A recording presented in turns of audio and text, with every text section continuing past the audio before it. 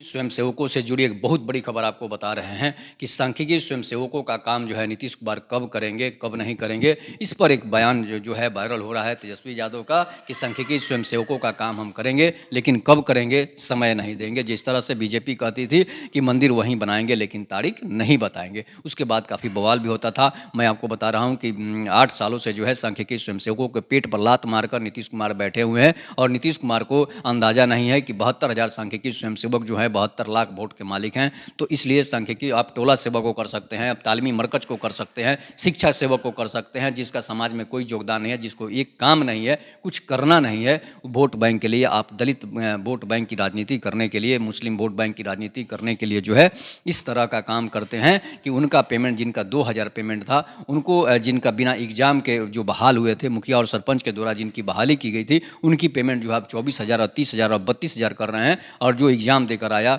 Exam pass किया, merit list बना, 4 साल नौकरी किया, उसकी नौकरी खाकर आप बैठ गए हैं, तो समझिए कि आप एक बहुत बड़े पाप के भागी हैं। आपको जीने का कोई हक नहीं है, आपको मुख्यमंत्री के पद पर रहने का भी कोई हक नहीं है। आपने मैनिफेस्टो में डाला, उस मैनिफेस्टो का काम नहीं करके जो मैनिफेस्टो में नहीं था वो काम आपने किया। ये तो अच्छी बात है कि किसी गरीब को, किसी जो भी लोग थे उनको नौकरी मिला, लेकिन जिनकी नौकरी आपने खा कर बैठा है उस पर आप थोड़ा सा भी अमल नहीं कर रहे हैं।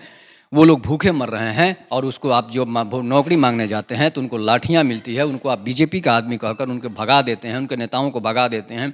इसके बाद जो है केस अगर होता है तो उस पर भी जो है इस तरह का आप करते हैं कि केस भी, उसका केस भी खारिज करवा देते हैं। तो इस तरह का जो है नीतीश कुमार को नहीं करना चाहिए। और सांख्यिकी कर्मियों को, जो 72,000 बेरोजगार सांख्यिकी 8 साल से बेरोजगार बैठे हैं, उनके लिए जो है सभी सरकारों को आवाज़ उठानी चाहिए कि इसलिए कि 72,000 सांख्यिकी कर्मी 72 लाख वोट बैंक के मालिक हो सकते हैं। इसलिए कि अगर एक आदमी को अगर जोड़ा जाए तो 72 गुने आप जोड़ लीजिए कितना हो सकता है। इसलिए कि उसके हित नाता, रिश्तेदार, परिवार भी हो सकते हैं। तो एक बड़ा वोट बैंक जो है नीतीश कुमार से खिसकता नज़र आ रहा है, तेजस्वी यादव से खिसकता नज़र आ रहा है।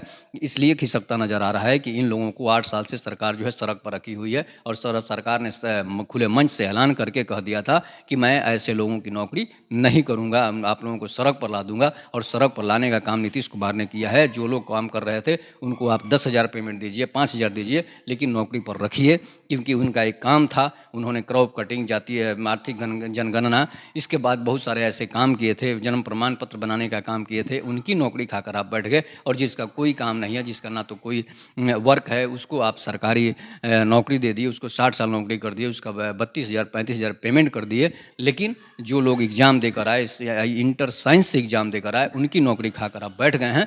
तो आपको इस पर ज़रूर सोचना चाहिए, गंभीर विषय है।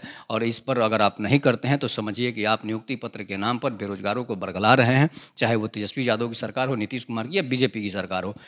जिसकी भी सरकार नहीं रहती है वो कहता है करेंगे, और सरकार आ जाती है तो वो भूल जाता है। तो सांख्यिकी स्वयंसेवकों को अब सोचना है कि इसके लिए आंदोलन करना है, विधानसभा घेरना है, या फिर नीतीश कुमार के आवास को घेरना है, या फिर आपको लाठियां खानी है। इस पर भी आप अपनी प्रतिक्रिया जरूर दीजिएगा। तो इसके लिए आंदोलन के लिए तैयार रहिए। अगर सरकार इस बार नहीं करती है कैबिनेट की बैठक में, तो आप एक बहुत बड़ा जोरदार 72,000 लोगों को पहुंचना है, तभी जाकर आंदोलन सफल होगा। नहीं तो आंदोलन सफल नहीं होगा। पुलिस लाठियां मारकर आपको भगा सकती है, और 10-20 लोग रमना मैदान में और गांधी मैदान में जुटने से नहीं हो सकता है। इसलिए आप इस पर प्रतिक्रिया दीजिएगा। तब तक के नमस्कार। जय हिंद, जय भारत, जय श्री राम।